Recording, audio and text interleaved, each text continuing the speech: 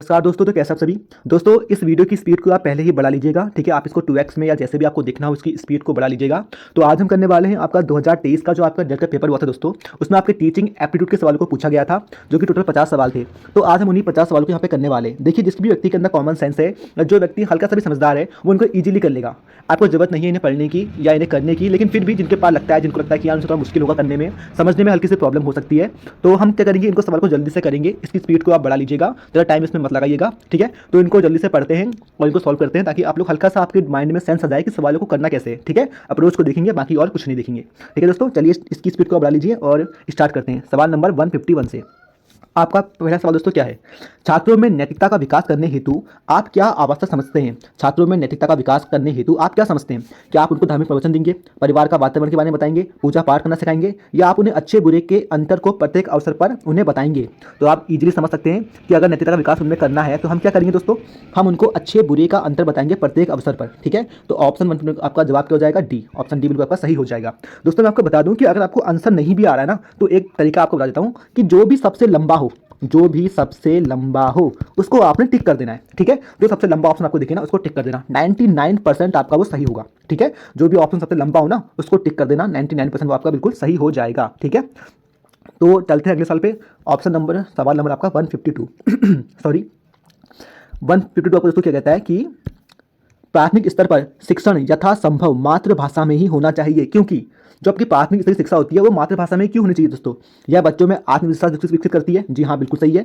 यह अधिगम को सरल बनाता है, बिल्कुल सही है। यह बौद्धिक विकास में सहायक है, हाँ ये भी हो सकता है। यह शिक्षार्थी को प्राकृतिक वातावरण में सीखने में सहायक है, ये भी बिल्कुल सही होता है। लेकिन देखिए दोस्तों, सबसे सटीक इसमें बैठ रहा है, जो इसमें सबसे सटीक आपके लिए बैठेगा वो है ऑप्शन नंबर डी, ठीक है। उपरोक्त तो सभी भी सही है, लेकिन ऑप्शन नंबर डी बिल्कुल सटीक बैठ रहा है। क्यों बैठ रहा है सटीक, क्योंकि यह शिक्षार्थी को प्राकृतिक वातावरण में सीखने में सहायक है। जो बच्चे होते हैं वो बचपन से अपनी ही भाषा में सीखते हैं, उनकी अपनी खुद की जो लैंग्वेज होती है, घर की जो भाषा होती है, उनके आसपास की जो भाषा होती है, अगर हम उन्हें उसी में शिक्षा देंगे तो वो क्या है, उनका प्राकृतिक वातावरण है। तो यदि हम उन्हें उसी में शिक्षा देंगे, उन्हीं की लैंग्वेज उन्हें पढ़ाएंगे, तो ये उनके लिए बहुत ज़्यादा क्या होगा दोस्तों, सहायक होगा। तो आप लोग आई थिंक आप लोग समझ गए होंगे कि इसका जो ऑप्शन है, ऑप्शन नंबर डी बिल्कुल एक्यूरेट बैठेगा, कि उसके प्राकृतिक वातावरण में सीखने में सहायक होगी भाषा। तो चलिए आगे बढ़ते हैं। नेक्स्ट सवाल, इसमें कोई दिक्कत हो तो कमेंट में आप मुझसे पूछ लेना, ठीक है। तो 152 का हो जाएगा ऑप्शन नंबर डी, क्योंकि वो उन्हीं का वातावरण है, या उसी में वो अच्छे से समझ पाएंगे, क्योंकि उन्हीं खुद की भाषा है। 153 दोस्तों यहाँ पे करते हैं। स्कूली शिक्षा की गुणवत्ता विशेष रूप से निर्भर करती है। जो स्कूल की शिक्षा की जो गुणवत्ता होती है वो किस पर निर्भर करती है। आधारभूत सुविधाओं पर, वित्तीय प्रावधान पर, अंतर्राष्ट्रीय सहयोग पर, या शिक्षक और शिक्षा की गुणवत्ता पर। हाँ दोस्तों देखिए, ऑप्शन नंबर डी बिल्कुल सही हो जाएगा। क्यों, अगर शिक्षक अच्छा होगा और शिक्षा की गुणवत्ता अच्छी होगी, तो जो ऑटोमेटिक है स्कूल की शिक्षा की गुणवत्ता भी क्या हो जाएगी, अच्छी हो जाएगी, ठीक है। तो स्कूली शिक्षा की गुणवत्ता शिक्षक और शिक्षा की गुणवत्ता पर निर्भर करती है। तो ऑप्शन नंबर डी इसका बिल्कुल सही हो जाएगा। आई थिंक देखिए आप कितनी इजी सवाल है, ठीक है, जिसमें हल्का सा भी कॉमन सेंस है वो इजीली कर लेगा कि हाँ चलिए, तो कॉमन सी बात है कि स्कूल में अगर टीचर अच्छा होगा या शिक्षा अच्छी होगी तो हमारा जो स्कूल की शिक्षा की गुणवत्ता है वो ऑटोमेटिक अच्छी हो जाएगी। चलिए आगे बढ़ते हैं, ज़्यादा समय नहीं लेंगे इसमें। देखिए बस समझने वाले सवाल है, हल्के हल्के कॉमन से। ये सवाल थोड़ा सा अच्छा है, इसको देखिएगा। सवाल नंबर 154 दोस्तों, शिक्षक की सीखने की क्षमता को जानने के लिए कौन सा परीक्षण किया जाता है। शिक्षक की सीखने की क्षमता जानने के लिए कौन सा परीक्षण किया जाता है। दोस्तों शिक्षक की जो सीखने की क्षमता होती है उसे जानने के लिए आपका अभिक्षमता परीक्षण किया जाता है। कौन सा जाएगा इसमें से, ऑप्शन नंबर ए बिल्कुल सही जाएगा कि अभिक्षमता परीक्षण किया जाता है, ठीक है दोस्तों। चलिए आगे बढ़ते हैं। ये सवाल तो अच्छा है, इसको देख लीजिएगा ना कि ये कौन सा होगा इसमें से। अभिक्षमता ऑप्शन बिल्कुल आपका सही हो जाएगा, ठीक है दोस्तों। चलिए सवाल नंबर 155 पे चलते हैं। उच्च बौद्धिक क्षमता के लोग अध्यापन में तभी आते हैं जब, जिनकी बुद्धि काफ़ी तेज होती है, बहुत ही समझदार होते हैं दोस्तों, वो अध्यापन में तभी आते हैं जब, कब, एक उच्च बौद्धिक क्षमता वाला व्यक्ति अध्यापन में कब आएगा। पहला, उसे कोई दूसरा व्यवसाय नहीं आता, कोई काम करना नहीं चाहता, गलत। ट्यूशन द्वारा अधिक धन कमाना चाहता है, गलत। शिक्षक जैसा चुनौतीपूर्ण जीवन बिताना चाहता है, बिल्कुल सही। कि कोई समझदार व्यक्ति शिक्षा में तभी आएगा जब उसको अपनी लाइफ में चाहिए चैलेंजेस, यानी कि चाहता है कि यार अपना लाइफ में इतना बुद्धि है मेरे पास, तो क्यों ना मैं इसको अच्छे काम में लगाऊं, किसी को सिखाऊं पढ़ाऊं, इसलिए शिक्षक जैसा चुनौतीपूर्ण जीवन बिताना चाहता है। तो ऑप्शन डी बिल्कुल सही हो जाएगा। देखिए कॉमन सा आप इसको पढ़ेंगे ना, आप समझ जाएंगे कि डी बिल्कुल सही लग रहा है कि हाँ वो जीवन बिताना चाहता है। बहुत ही कॉमन सा सवाल है, पढ़ने के बाद आप खुद ही समझेंगे आंसर क्या होगा इसका। चलिए सवाल नंबर 156 चलते हैं दोस्तों, जो कि आपसे कह रहा है शिक्षक छात्र के लिए, शिक्षक जो है वो छात्र के लिए क्या होता है। पिता की स्थिति में होता है, माता की स्थिति में होता है, मित्र व हितैषी की स्थिति में होता है, या उपरोक्त सभी। देखिए दोस्तों अगर मैं बताऊं आपको ना, तो देखिए इसका जो सही जवाब हो जाएगा वो हो जाएगा आपका ऑप्शन नंबर सी, कि मित्र व हितैषी की स्थिति में होता है। जो एक शिक्षक होता है हमारे लिए कैसा होता है, एक मित्र व हितैषी की तरह होना चाहिए, ठीक है, और होता भी है। और ये जो है पिता की स्थिति में होता है, माता की स्थिति में होता है। कई लोग कहेंगे कि सर ये भी सही होगा कि यार उपरोक्त सभी भी इसका हो सकता है। तो दोस्तों देखो, जो माता और पिता की स्थिति में वो हम मानते हैं कि जो हमारे टीचर हमारे माता पिता के समान है, ठीक है, हम उनको उस स्थिति में देखते हैं, खुद देखते हैं, लेकिन एक्चुअली में उसको होना क्या चाहिए, उसको होना चाहिए मित्र व हितैषी की स्थिति में। जो आपके टीचर हैं वो आपके मित्र व हितैषी की स्थिति में होने चाहिए। माता व पिता की स्थिति में तो हम मानते हैं उन्हें कि हमारे जो गुरुजी हमारे माता पिता के समान है ना, ये हम एज्यूम करते हैं कि वो है हमारे लिए, ठीक है, लेकिन एक्चुअली में होना क्या चाहिए दोस्तों, मित्र व हितैषी की स्थिति में होना चाहिए। तो ऑप्शन सी इसका बिल्कुल सटीक और सही जवाब हो जाएगा।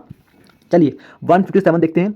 विद्यालय में छात्रों के भागने का कारण क्या है? ये काफ़ी सारे लोग इसको आराम से कर लेंगे कि विद्यालय से छात्रों के भागने का कारण क्या है। तो 157 दोस्तों, विद्यालय से छात्रों के भागने का कारण क्या है? रुचिकर कक्षा का शिक्षण ना होना, छात्रों की शिक्षा में रुचि न होना, छात्रों को दंड न देना, अध्यापकों का समस्या के प्रति उदासीन होना। देखिए जो कॉमन सेंस वाले बच्चे हैं वो समझ जाएंगे कि अगर स्कूल में रुचिकर कक्षा यानी कि अगर कक्षा में मजा ही नहीं आता, बच्चा वहाँ क्यों बैठेगा, ठीक है। क्लास में अगर इंटरेस्टिंग पढ़ाई हो तो हम लोग बैठे रहते हैं, लेकिन अगर क्लास बोर हो रही है या मजा नहीं आ रहा तो हम लोग भाग जाते हैं। तो सेम यहाँ पे हो जाएगा कि रुचिकर कक्षा का शिक्षण न होना, यानी कि जो क्लास है उसको पढ़ने में मजा ही नहीं आ रहा तो बच्चा वहाँ से भाग जाएगा, ठीक है। छात्रों की रुचि न होना, ये भी अच्छा सवाल है। छात्रों को दंड न देना, अध्यापकों को समस्या के प्रति उदासीन होना, ये भी ऑप्शन हो सकते हैं। लेकिन सबसे मेन ये है कि बच्चे क्लास इसलिए भाग जाते हैं कि उन्हें वहाँ पे मजा ही नहीं आ रहा, उनको इंटरेस्ट नहीं, उनको मजा किसी और चीज़ में आ रहा है, इसलिए वहाँ से भाग जा रहे हैं, ठीक है। तो क्लास में अगर शिक्षा मजेदार होगी तो बच्चे नहीं भागेंगे। तो रुचि का शिक्षा न होना यही क्या है, बच्चों के भागने का कारण है। आई एम सॉरी, मैं काफ़ी फास्ट बोल रहा हूँ ना, तो क्योंकि वीडियो काफ़ी ज़्यादा वो है, मतलब लंबी भी है, और प्लस इसमें सवाल जो है काफ़ी सिंपल सवाल है, आप इन्हें इजीली कर सकते हैं, ठीक है। तो दोस्तों देखते हैं, कक्षा में तिरस्कृत बालक का संभावित व्यवहार होगा। अगर कक्षा में कोई आपका तिरस्कृत यानी कि ऐसा बच्चा है जिसको बिल्कुल आपने अलग थलग कर दिया है, ठीक है, तो उसका व्यवहार कैसा होगा? क्या वो गुस्से में रहेगा, बहुत ज़्यादा उसके अंदर उत्साह होगा, या वो नकारात्मक होगा, या भगोड़े जैसा होगा? देखिए काफ़ी अच्छे ऑप्शन यहाँ पे दिए हैं। तो इसका जो सटीक जवाब दोस्तों हो जाएगा कि अगर कोई बच्चा तिरस्कृत बालक है तो उसका संभावित व्यवहार कैसा होगा? नकारात्मक होगा। उसे कोई पूछ नहीं रहा बेचारे को, ठीक है, उसे आपने इनको अलग कर दिया है, तो वो क्या हो जाएगा, नेगेटिविटी उसके अंदर आ जाएगी। तो बहुत ही अपने को मतलब लोगों से कटा हुआ महसूस करेगा और अपने आप को लोगों से अलग समझेगा और नकारात्मक उसके अंदर ऊर्जा आ जाएगी। तो आप समझ लीजिए कि इसका ऑप्शन क्या होगा, नकारात्मक हो जाएगा वह बच्चा, क्योंकि आपने उसे बिल्कुल समाज से अलग कर दिया, तिरस्कृत कर दिया, बिल्कुल आप उसे देख ही नहीं रहे, उस पर भाव नहीं दे रहे बेचारे को। तो वो क्या हो जाएगा, नकारात्मक हो जाएगा कि यार मेरे को कोई वैल्यू नहीं कर रहा, मैं तो अजीब ही हूँ, मुझे कोई पूछ नहीं रहा। तो ये नकारात्मक वाला बिल्कुल इसमें सही हो जाएगा कि उसके अंदर जो है तिरस्कृत बालक के अंदर नकारात्मक का भाव आ जाएगा। आई थिंक आप समझ गए होंगे। तो चलिए 159 पे चलते हैं दोस्तों, जो है आपका नए नए अध्यापक की नाकामी के पीछे सबसे महत्वपूर्ण कारण क्या होता है? अगर कोई नया नया टीचर बने, जैसे कि आप लोग बनेंगे, ठीक है, मैं चाहूँगा कि आप लोग बने, जितने भी लोग इस वीडियो को देख रहे हैं, मैं उन सभी से भगवान से प्रार्थना करूँगी कि आप सभी लोगों का सिलेक्शन हो जाए, क्योंकि आप सभी लोग मेरे ख्याल से काफ़ी मेहनत कर रहे हैं, और जो भी बच्चा बहुत अच्छे से मेहनत कर रहा है, जिसने मेहनत करी है, जो कर रहा है, उन सभी के लिए मेरी शुभकामनाएं, ठीक है। आप सभी लोग अच्छे से मेहनत करना और सिलेक्शन पक्का लेना। तो अभी सवाल को देखते हैं, ठीक है। 159 का जो सवाल है दोस्तों आपका क्या है, नए नए अध्यापक की नाकामी के पीछे सबसे महत्वपूर्ण कारण क्या होता है? अगर आप नए नए टीचर बनते हैं, आप में से कोई, जो भी आप सभी बने, मेरी इच्छा तो यही है, ठीक है। तो जो नहीं भी बन पाएंगे तो कोशिश करते रहना, अगली बार फिर पेपर होगा, टेंशन मत लेना। तो सवाल 159 फिर से देखते हैं, नए नए अध्यापक की नाकामी के पीछे सबसे महत्वपूर्ण कारण क्या है दोस्तों? नए नए अध्यापक की नाकामी के पीछे सबसे महत्वपूर्ण कारण क्या है? अंतर व्यक्तिगत संबंध की कमी, बोलने की योग्यता में कमी, विषय के ज्ञान की कमी, लड़कों के साथ कठोर व्यवहार। तो देखिए दोस्तों, विषय के ज्ञान की कमी तो हो नहीं सकता, क्यों? क्योंकि वो मास्टर बन चुका है, तो कुछ ना कुछ पढ़ाई लिखाई करके वहाँ तक पहुँचा होगा, तो विषय का ज्ञान तो उसको अच्छे से होगा। बोलने की कमी, देखिए बोलने की कमी भी उसमें नहीं हो सकती है, क्योंकि उसने वहाँ पे टीचिंग में तो सब कुछ सिखाया जाता है, कैसे बोलना, कैसे बात करनी है, ठीक है। लड़कों के साथ कठोर व्यवहार, ये भी एक बार नहीं हो सकता, कठोर व्यवहार तो हर कोई कर रही है आजकल, ठीक है, नॉर्मल सी बात है। कठोर व्यवहार तो इतना टीचर लोग आप करते भी नहीं है, हमारे टाइम में होता था कि जहाँ बच्चे को पकड़ा और अच्छे से पीट दिया, ठीक है। अब तो ऐसा नहीं होता, अब तो तुरंत कार्रवाई हो जाती है। तो दोस्तों इसमें क्या होगा, सही जवाब आपका ये हो जाएगा आपका ऑप्शन नंबर ए, कि अंतर व्यक्तिगत संबंधों की कमी, यानी कि जब मास्टर जो है बच्चों के साथ ना अपना संबंध स्थापित नहीं कर पा रहा है, बच्चों के साथ उसका कम्युनिकेशन ठीक से नहीं हो पा रहा है, या वो बच्चों के साथ तालमेल नहीं बिठा पा रहा, तो ये क्या है, उसकी नाकामी का बहुत बड़ा कारण है। जब बच्चों के संग उसका तालमेल बैठेगा ही नहीं तो वो उन्हें पढ़ा ही नहीं पाएगा, और यहीं पे उसकी नाकामी यहाँ पे सिद्ध हो जाएगी, ठीक है दोस्तों। तो अंतर व्यक्तिगत संबंधों की कमी, यानी कि वो उनके साथ जो है संबंध स्थापित नहीं कर पा रहा है बच्चों के साथ, यही क्या है उसकी सबसे बड़ी कमी है, और यही उसकी नाकामी का कारण बन सकता है। तो ऑप्शन नंबर ए इसका बिल्कुल सही हो जाएगा। तो चलिए सवाल नंबर 160 पर चलते हैं दोस्तों। यह था एक अध्यापक को कैसा होना चाहिए, ठीक है, अध्यापक को यानी कि अध्यापक को इनमें से कैसा होना चाहिए? अध्यापन आरंभ करने से पूर्व पाठ का परिचय कराना चाहिए, जी बिल्कुल सही। अपनी भाषा में दक्ष होना चाहिए, जी हाँ बिल्कुल सही। अपने विषय में निपुण होना चाहिए, हाँ ये भी सही। देखिए आप ना, अगर आपको लगे कि यार ये ऑप्शन नंबर ए तो हल्का सा मैच नहीं कर रहा है, लेकिन बाकी दो तो मैच कर रहे हैं, दो मैच कर रहे हैं, तो ऑप्शन डी देखिए उपयुक्त सभी लिखा है, यानी कि उपयुक्त सभी बिल्कुल इसका सही हो जाएगा। तो 160 का आपका जो सवाल का जवाब होगा, उपयुक्त सभी कि जो टीचर है उसे पूर्व पाठ का परिचय करना चाहिए, अपने भाषा में दक्ष होना चाहिए और अपने विषय में निपुण होना चाहिए। देखिए काफ़ी इजी सवाल था, ऐसे सवाल आपने करने हैं और बहुत ही आसान है, ठीक है दोस्तों। वह अध्यापक जो अपने छात्र का ध्यान आकर्षित करने में सफल नहीं हो रहा है, उसे चाहिए कि, सवाल नंबर 161, वह अध्यापक जो अपने छात्रों का ध्यान आकर्षित करने में सफल ना हो रहा हो, उसे चाहिए कि, यानी कि कोई मास्टर है उसको पता है कि बच्चों को अपनी ओर अट्रैक्ट नहीं कर पा रहा है, बच्चों का ध्यान जो है अपनी ओर आकर्षित नहीं कर पा रहा है, तो उसे क्या करना चाहिए? वह अपनी शिक्षण विधि का मूल्यांकन करके उसमें सुधार लाए, वह अपना पद से त्यागपत्र दे दे, वह अपने शिष्यों की गलती को ढूंढे, वह डिटेक्शन देना आरंभ कर दे। तो जैसे कि ऑप्शन जो तीनों ऑप्शन है ना बिल्कुल किसी काम के नहीं है, ठीक है। त्यागपत्र क्यों देगा वो? शिष्यों की गलती ढूंढने में अपने वह अपने शिष्यों की गलती ढूंढे, नहीं जब वही नहीं कर पा रहा आकर्षित तो उसमें शिष्यों की क्या गलती है? कोई गलती नहीं है उनकी, तो वह डिक्टेशन देना आरंभ कर दे, गलत, ये भी गलत हो जाएगा। तो ऑप्शन ए इसका बिल्कुल सही है कि वह अपनी शिक्षण विधि का मूल्यांकन करे और उसमें सुधार लाए, यानी कि वो देखे कि यार उसको कहाँ पे ऐसी दिक्कत हो रही है कि बच्चे उसके साथ कनेक्ट नहीं कर पा रहे हैं, ठीक है। अगर बच्चे उसका कनेक्ट नहीं कर पा रहे हैं तो इसका मतलब यह है कि उसके शिक्षण में काफी ज्यादा कमियां हैं और वह बच्चों को अपने अट्रैक्ट नहीं कर पा रहा है, ठीक है। तो ऑप्शन ए इसका बिल्कुल सही हो जाएगा। देखिए सबसे लंबा ऑप्शन भी यही है, मैंने कहा था ना आपसे सबसे लंबा ऑप्शन देखना आप और उस पर टिक कर देना बिना सोचे समझे, ठीक है। वैसे मेरे को लग रहा है कि मैं आप लोगों का अट्रैक्ट नहीं कर पा रहा हूँ, मेरे को भी लग रहा लगता है मुझे भी अपने शिक्षण विधि का मूल्यांकन करना पड़ेगा, तभी जाके आप लोग मेरी वीडियोस पर अट्रैक्ट होंगे। चलिए सॉरी, हाँ आगे बढ़ते हैं, 162 वाले सवाल पे चलते हैं। यदि आपके कुछ छात्र परिसर में आपके साथ दुर्व्यवहार करते हैं तो आपका अवश्य ही, यदि जो आपके कुछ बच्चे हैं जो आपके साथ गलत व्यवहार करते हैं या आपको परेशान करते हैं क्लास में, तो आप क्या करेंगे, ठीक है। फिर से पढ़ लेते हैं। यदि आपके कुछ छात्र परिसर में आपके साथ दुर्व्यवहार करते हैं तो आपको अवश्य क्या करना चाहिए?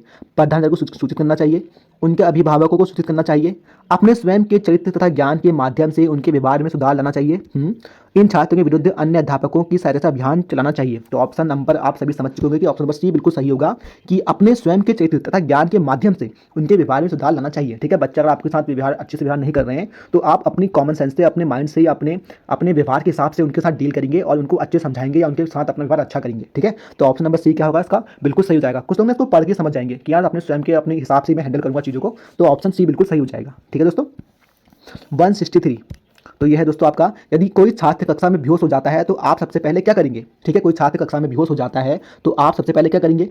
प्रधानाचार्य के कार्यालय की ओर दौड़ेंगे और सहायता के लिए कहेंगे, तब तो लेट हो जाएगा मामला।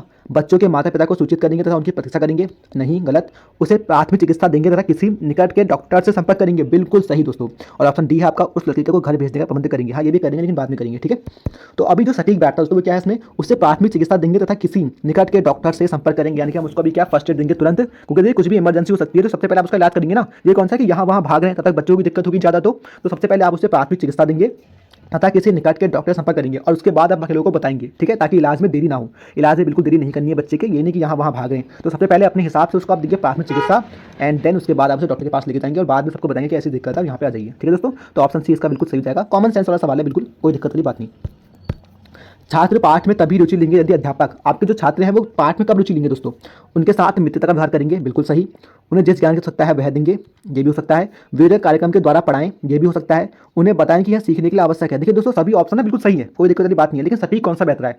इसमें सटीक जो बैठ रहा है दोस्तों वो बैठेगा ऑप्शन नंबर ए आपका, ठीक है। ऑप्शन नंबर ए कि उनके साथ मित्रता का व्यवहार करें, आप एज अ फ्रेंड उनको पढ़ाइए तभी वो आपके साथ क्या है, एक शिक्षा में रुचि लेंगे, ठीक है। उनके साथ मित्र का व्यवहार करें तभी वो आपके साथ करेंगे, रुचि लेंगे, ठीक है दोस्तों। ऑप्शन नंबर ए बिल्कुल इसका सटीक हो जाएगा। चलते हैं 165 पे। जब अध्यापक को विद्यार्थी द्वारा पूछे गए प्रश्नों का सही उत्तर ना आए तो उसे क्या करना चाहिए?